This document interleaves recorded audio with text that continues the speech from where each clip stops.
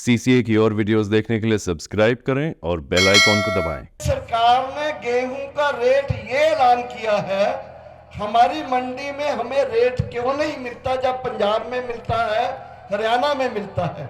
आने वाले दिनों में पेट्रोलियम प्रोडक्ट्स और ये फर्टिलाइजर खाद, इनका गहरा संकट होने जा रहा है। एक प्रक्रिया डीपीजेटाइजेशन, भूमिपति से भूमिहीन होने की शुरू हो गई।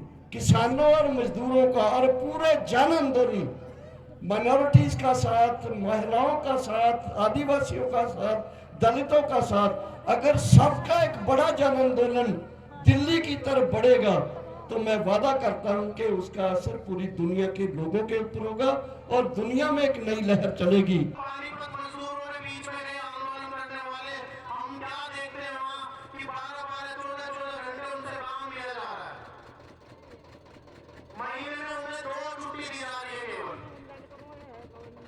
साथियों, अध्यक्ष जी और किसान संगठन के नेतागण मेरे पीछे बैठे हैं, मेरे सामने बैठे इस इलाका से आए किसान साथियों, बच्चियों, बहनों, मुझे लगता है दिल्ली, मैंने पता किया था, यहाँ से काफी नजदीक है दिल्ली शहर, और वही दिल्ली है जिस दिल्ली को 13 महीने हमने, आपने, पंजाब, राजस्थान, पूरे देश के किसानों ने इसके पूरे बॉर्डर्स को 13 महीने के लिए सील कर लिया था 2020-21 में।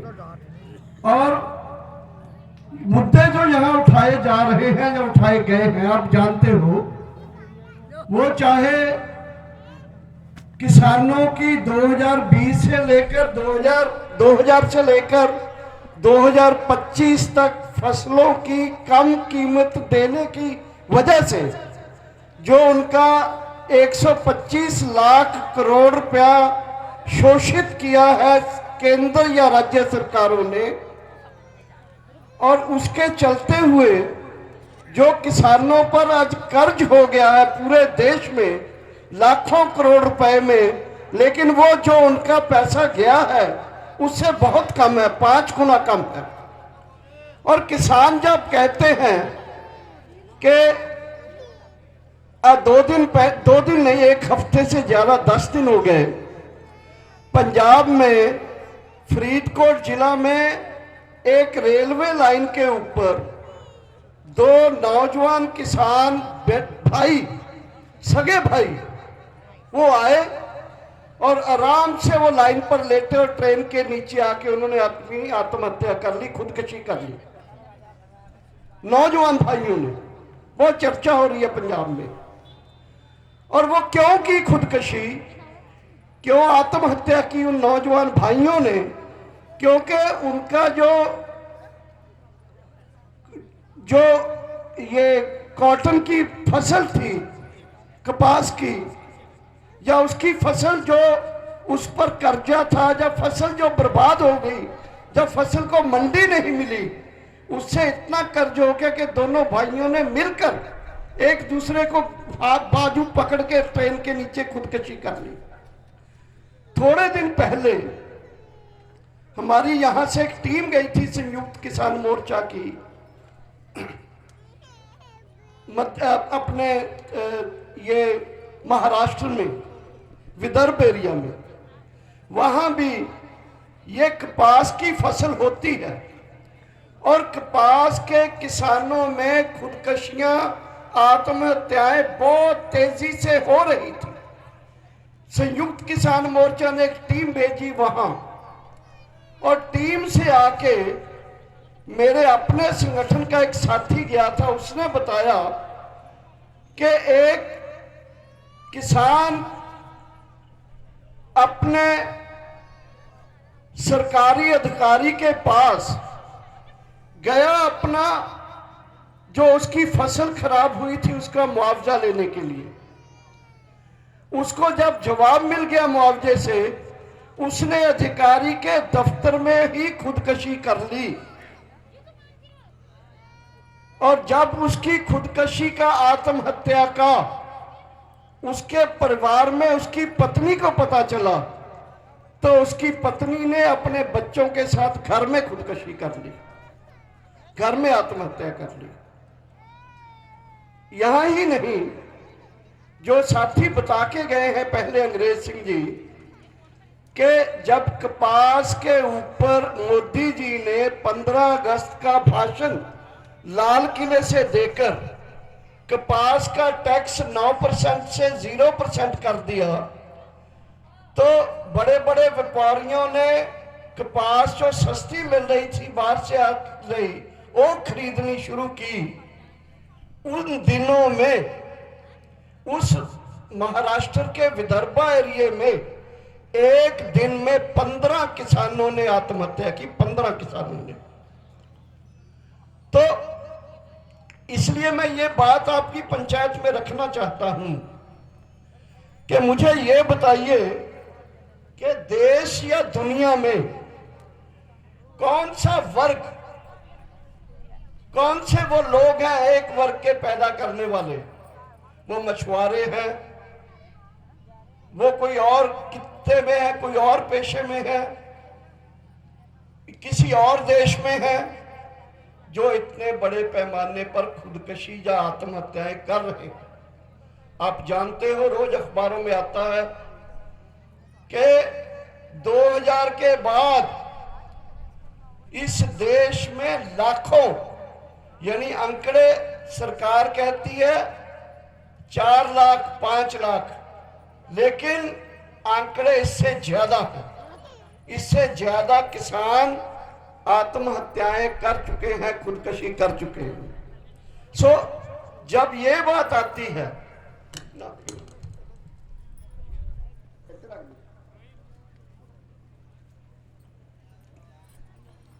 जब ये आत्महत्याओं की बात आती है, तो दिगंबर जी ने आपके सामने रखा। मैं पंजाब से आता हूं, मैं बहुत ये बात ईमानदारी से कहना चाहता हूं कि एक समय था जब पंजाब में खेती से मुनाफा होता था, फायदा होता था, मुनाफा होता था। लेकिन जो उन्होंने बात रखी उसको मैं आंकड़ों में नहीं, लेकिन ऐसे बताना चाहता हूं कि खाद, मशीनरी, डीजल, बिजली, दवाइयां, जो कीड़े मार दवाई, जो दूसरी दवाइयों के रेट बढ़ते गए, फसल का रेट उस पैमाने पर नहीं बढ़ा, जिसके चलते कहते हैं कि खेती का कारोबार घाटे की तरफ जाने लगा, नुकसान होने लगा। अकेले पंजाब में कम से कम 3 से 4 लाख किसान परिवार अपनी जमीन बेचकर अब बिना जमीन के हैं, उनके पास लैंडलेस है, कोई जमीन नहीं है उनके पास। सो एक प्रक्रिया डीपीजेटाइजेशन, भूमिपति से भूमिहीन होने की शुरू हो गई, और लास्ट हुआ कर्ज से मौत, डेथ। और डेथ में भी पूरे देश में, जो पहले मैं बता रहा था आपको, पंजाब में नहीं, पंजाब में उतनी नहीं, लेकिन पंजाब में खुदकुशियां होती हैं, हुई हैं, हो रही हैं। लेकिन अब शुरू हो जाओ तेलंगाना से, तेलंगाना, आंध्र प्रदेश, छत्तीसगढ़, तमिलनाडु, कर्नाटक, महाराष्ट्र, मध्य प्रदेश, कौन सा स्टेट है जहां खुदकुशियां नहीं हो रही? और मैं ये सवाल आपके सामने रखना चाहता हूं, किसानों के अलावा और खेतों में काम करने वाले, गांव में काम करने वाले मजदूरों के अलावा बहुत सारे लोग खुदकुशी करते हैं, यूथ भी, नौजवान भी करते हैं किसी अलग कारण से। लेकिन अपनी घर की हालत में गरीबी के चलते हुए, कर्ज के चलते हुए, फसल का नुकसान होने के कारण, फसल का मंडी ना मिलने के कारण, जो मैंने बताया, या आज भी बल्कि ये चीजों के चलते खेती किसानी आज एक संकट में है। इसको बोलते हैं किसानी का संकट, खेती का संकट। ये है संकट। और संकट के लक्षण जैसे होता है ना, बीमार के पास, डॉक्टर के पास जाता है एक मरीज बोलता है, डॉक्टर साहब मुझे बुखार हो गया, तो डॉक्टर 3-4 सवाल पूछता, बुखार कितना हुआ, क्या साथ में आपको जाड़ा लगा, शिवरिंग हुई, क्या आपको पसीना आया, आपको खांसी तो नहीं, गला तो नहीं खराब। ये है डॉक्टर वो लक्षण जानना चाहता है कि इसको मलेरिया है या टाइफाइड है या टीबी है या कोई और बीमारी है। उसी तरह से खेती को लगने वाली संकट की बीमारी के भी लक्षण है। कोई वैसे नहीं बोल रहे हम कि हमें यूनियन का झंडा पकड़ लिया है इसलिए हमको ये बात करनी है। देश के अर्थशास्त्रियों, खेतीहर अर्थशास्त्रियों, समाज शास्त्रियों और खेती में लगे हुए जो लोग हैं उनका ये कहना है कि ये कारणों के चलते हुए ये संकट आया है, इसके ये लक्षण हैं और इसका इलाज ढूंढना होगा। रोज अखबारों में बहुत सारे आर्टिकल देख छपते हैं, टीवी में बहस होती है, रेडियो में बहस होती है, यूनियनों में चर्चा होती है, लीडर चर्चा करते हैं और आज की सभा भी शायद इसलिए ही है कि हम इन बातों के ऊपर कुछ सीख के जाएं, सोच के जाएं। और मैं जो बात आपको कह रहा था उस पर मैं फिर आपका ध्यान दिलाना चाहता हूं कि ये जो महामारी आत्महत्याओं की है साथियों, इस देश में गांव के लोगों के अलावा और कोई खुदकशी इस तरीके से नहीं कर रहा है। जो एक फिनोमेना, जो एक वर्तारा, जो एक प्रक्रिया बन चुकी है हमारे देश में, खेती में लगे हुए किसानों की आत्महत्याओं को हम देखने को मिलती है। इसमें सरकार की नीतियां, सरकार का निजी जो घराने हैं उसका खेती को खोल देना, खेती को जो नीतियां वो लाए, जैसे मनमोहन सिंह और नरसिम्हा राव की सरकार लाई थी और नई खेती बनाई थी, उसमें उसकी पॉलिसीज वो सारी चीजें आती हैं और वो सारी चीजें आने के कारण ही लगता है कि किसान को, जो हमारे एक साथी जहां बोल के गए थे, मैं उसका आपके सामने रखना चाहता हूं क्योंकि मैं उसका चश्मदीद गवाह भी हूं। मध्य प्रदेश की पिपलिया मंडी मंदसौर जिले में जब 5-6 किसानों की मौत हुई थी, शहीद हुए थे, तो उनका एक ही मुद्दा था किसानों का। वो कहते थे कि सरकार ने गेहूं का रेट ये ऐलान किया है, हमारी मंडी में हमें रेट क्यों नहीं मिलता जब पंजाब में मिलता है, हरियाणा में मिलता है। तो मंदसौर जिले की पिपलिया मंडी में 6 नौजवान किसानों को, जिनकी उम्र 25-30 साल से कम थी, बिल्कुल ब्लैंक पॉइंट से गोली मार के खुद मारा गया था, शहीद किए गए थे। और वो एक ऐसा टाइम था 17 का, जून 6-17 का, जिसके बाद हिंदुस्तान के किसानों ने एक होने की कोशिश की। उसकी पहली बैठक हुई अपने जंतर मंतर में जो फेल हो गई, दूसरी बैठक हुई गांधी पीस फाउंडेशन में जो कामयाब हो गई, जिससे लगातार फिर किसान आंदोलन और किसान आंदोलनों के जो संगठन थे वो मिलते रहे और अल्टीमेटली 2020 में आके उसकी लगातारता में जो देश का आंदोलन था, मैं ये बात बताना चाहता हूं कि उस समय कोरोना का लॉकडाउन लगा हुआ था। कोरोना के लॉकडाउन में पंजाब के किसानों ने देशव्यापी आ रहे आंदोलन के जो भी कॉल्स थी, जो भी संदेशा था, उसको इम्प्लीमेंट किया। और जब 3 कानून आ गए, 3 कानून के बाद पंजाब के किसानों के संगठनों ने, जो उस समय उस मोर्चे में थे, जो मंदसौर के किसानों की शहादत के बाद बना था, उन्होंने उस मोर्चे के प्रोग्राम्स को लागू किया और फिर जो बचे हुए किसान संगठन थे पंजाब के, उनको भी साथ लिया। सबने मिलकर, मैं इतना आपको याद दिलाना चाहता हूं कि सबने 25 सितंबर को पूरे पंजाब को ऐसे बंद कर दिया, एक भी रेड़ी, एक भी दुकान, एक भी साइकिल, एक भी रिक्शा नहीं चला था।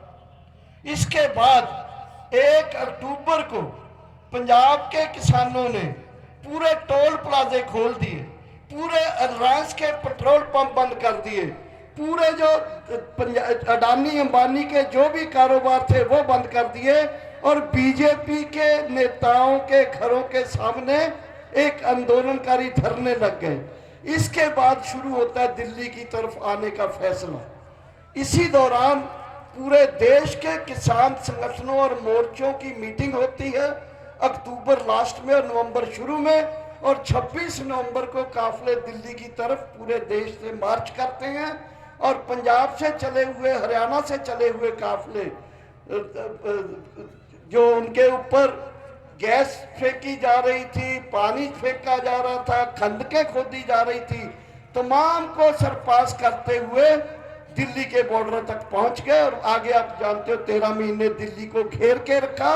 और 20 नवंबर 2021 को वही मोदी जी जिन्होंने पार्लियामेंट के 3 कानून पास किए थे, उन्होंने आके टीवी के ऊपर बोला, अपना ही थूका हुआ चाटा उन्होंने, मैं 3 कानून वापस लेता हूं। और ये पहली बार हुआ है देश के इतिहास में कि किसी संसद में पास किए हुए कानून वही संसद उन कानूनों को वापस करे, खत्म करे। अभी तक नहीं हुआ इस देश के इतिहास में। इसलिए आज मैं इसलिए ये बात कर रहा हूं कि साथियों, बहुत बड़ी चुनौतियां हैं, बहुत बड़े हमारे ऊपर, हमारे लिए बहुत सारे ऐसे किसानों और मजदूरों के लिए हमले हमारे ऊपर हो रहे हैं। बिजली बिल है, सीड बिल है, नरेगा का कानून हो गया है, 4 लेबर कोड है, अभी ये ट्रेड के बारे में साथियों ने बोल दिया, मैं इतना नहीं बोलूंगा इसके ऊपर, लेकिन ये हमारे लिए फांसी का फंदा है सारे।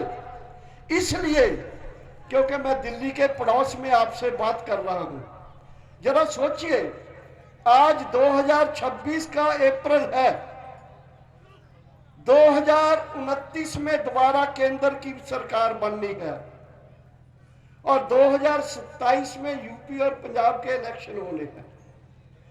क्या ऐसी हालात बन सकते हैं कि यूपी का ये एरिया जिसमें किसान एकता केंद्र और बीकेयू और बाकी संगठन हैं जो दिल्ली के साथ सटे हुए हैं, और पंजाब और हरियाणा के बड़े संगठन तकड़े होके क्या 1.5-2 साल में, 1.5-2 साल में, 2.5 साल में, क्योंकि उसके बिना आपकी कोई बात सुनेगा नहीं, धरने हो जाएंगे, ज्ञापन दिए जाएंगे, लेकिन काम करने वाली सरकार बैठी है दिल्ली में।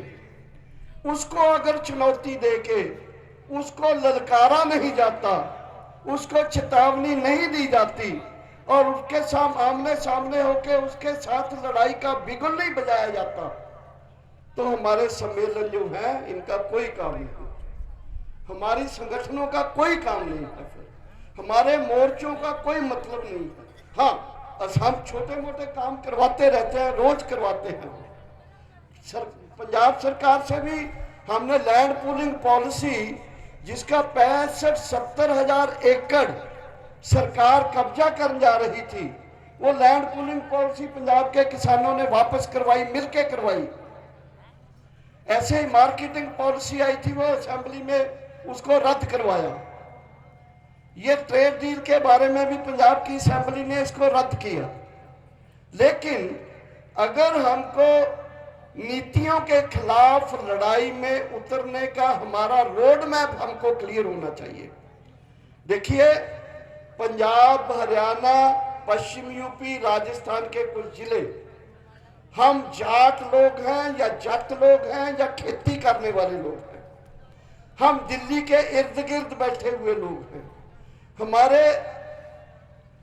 हमारी रगों में, हमारी आंतड़ियों में, हमारे खून की नाड़ियों में एक जैसा खून चलता है और हमारे अंदर दिल्ली दरबार के खिलाफ एक लड़ने की नफरत है, एक शक्ति है, एक आकांक्षा है इस चीज की। खुश हो जाते हैं पंजाब के लोग भी दिल्ली के खिलाफ लड़ने चले। इसलिए हमें यह तय करना होगा किसान संगठनों को कि कब वो अच्छा दिन आएगा, मुहूर्त निकलेगा, जिस दिन फिर उस समय तो हम आए थे हजारों में, जिस दिन हम इन 5 प्रांतों से कम 1 लाख आदमी, 5 लाख लोग दिल्ली की तरफ बढ़ेंगे। और मैं यहां से ये वायदा करता हूं, दावा भी करता हूं कि दुनिया की कोई ताकत फिर उन 5 लाख लोगों को रोक नहीं सकेगी। लेकिन इसकी तैयारी करनी, क्योंकि देखिए किसी भी लड़ाई के लिए, किसी भी युद्ध के लिए, किसी भी जीत प्राप्त करने के लिए हमें अपना असबाब तैयार करना होता है, हमारा रास्ता तैयार करना होता है, हमारा निशाना तय करना होता है। अगर वो नहीं तो हम दिन में कुछ, रात में कुछ, अगले दिन कुछ, अगले उससे दिन कुछ करते रहेंगे। लेकिन हमें अपना, अगर ये पूरी चीजें, क्योंकि देखिए आज जिस स्थिति में हम आपसे बात कर रहे हैं ना, ये दुनिया में और भी खतरनाक परिस्थिति बन चुकी है। आने वाले दिनों में पेट्रोलियम प्रोडक्ट्स और ये फर्टिलाइजर, खाद, इनका गहरा संकट होने जा रहा है। कल दिन में जो रात में बात हो रही थी ईरान की और अमेरिका की, वो फेल हो गई है। और उसके अगर युद्ध आगे चलता है तो युद्ध केवल ये नहीं कि गैस नहीं मिलेगी, डीजल नहीं मिलेगा, पेट्रोल नहीं मिलेगा, बल्कि उससे पैदा होने वाली तमाम चीजें बाजार में नहीं मिलेंगी। यूरिया नहीं मिलेगा, डीएपी नहीं मिलेगा, पोटाश नहीं मिलेगा। इसलिए उसको अमेरिका जो एक थानेदार का जो रोल कर रहा है पूरी दुनिया में, उसको भी गिराने के लिए, उसको भी सुलझाने के लिए एक बड़ी ताकत की, और हिंदुस्तान के लोग जो हैं ये अपने आप में एक बड़ी ताकत है। देखिए मैं पहले भी किसी से बात कर रहा था कि थोड़े दिन पहले नेपाल में, बांग्लादेश में, श्रीलंका में लोगों ने उठ के बड़े बड़े आंदोलन किए, सरकारें बदल दी, लेकिन उसका इफेक्ट पूरी दुनिया में बहुत कम हुआ।